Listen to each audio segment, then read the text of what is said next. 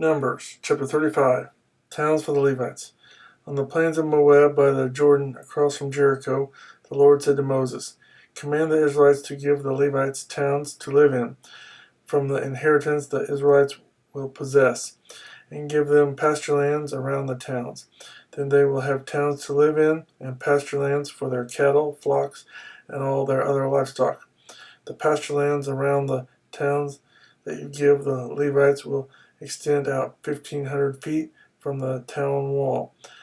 Outside the town, measure 3,000 feet on the east side, 3,000 on the south side, 3,000 on the west, and 3,000 on the north, with the town in the center. They will have this area as pastureland for the towns." Cities of Refuge.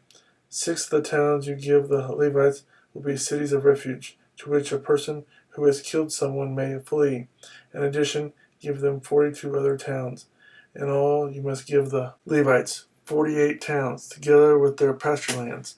The towns you give the Levites from the land the Israelites possess are to be given in proportion to the inheritance of each tribe. Take many towns from a tribe that has many, but few from one that has few. Then the Lord said to Moses, "Speak to the Israelites and say to them, when you cross the Jordan into Canaan, select some towns to be your cities of refuge, to which a person who has killed someone accidentally may flee. They will be places of refuge from the Avenger, so that a person accused of murder may not die before he stands trial before the assembly. These 6 towns you give will be your cities of refuge. Give 3 on this side of the Jordan and 3 in Canaan as cities of refuge. These 6 towns will be a place of refuge for Israelites, aliens, and any other people living among them, so that anyone who has killed another accidentally can flee there. If a man strikes someone with an iron object so that he dies, he is a murderer. The murderer shall be put to death. Or if anyone has a stone in his hand that could kill, and he strikes someone so that he dies, he is a murderer. The murderer shall be put to death. Or if anyone has a wooden object in his hand that could kill, and he hits someone so that he dies, he is a murderer. The murderer shall be put to death.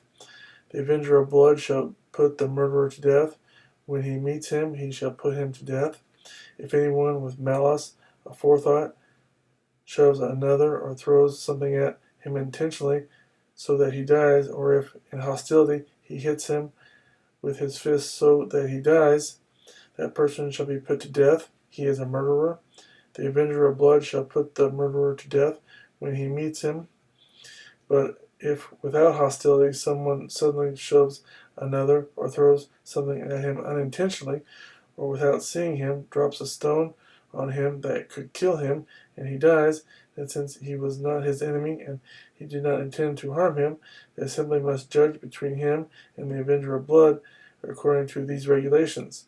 The assembly must protect the one accused of murder from the avenger of blood and send him back to the city of refuge to which he fled. He must stay there until the death of the high priest who was anointed with the holy oil. But if the accuser ever goes outside the limits of the city of refuge to which he has fled, and the avenger of blood finds him outside the city, the avenger of blood may kill the accused without being guilty of murder. The accused must stay in the city of refuge until the death of the high priest. Only after the death of the high priest may he return to his own property. These are to be the legal requirements for you throughout the generations to come, wherever you live. Anyone who kills a person is to be put to death as a murderer only on the testimony of witnesses, but no one is to be put to death on the testimony of only one witness. Do not accept a ransom for the life of a murderer who deserves to die. He must surely be put to death. Do not accept a ransom for anyone who has fled to a city of refuge, and so allow him to go back and live on his own land before the death of the high priest. Do not pollute the land where you are. Bloodshed pollutes the land, and atonement cannot be made for the land on which blood has been shed, except by the blood of the one who shed it. Do not defile the land where you live and where I dwell, for I, the Lord, dwell among the Israelites.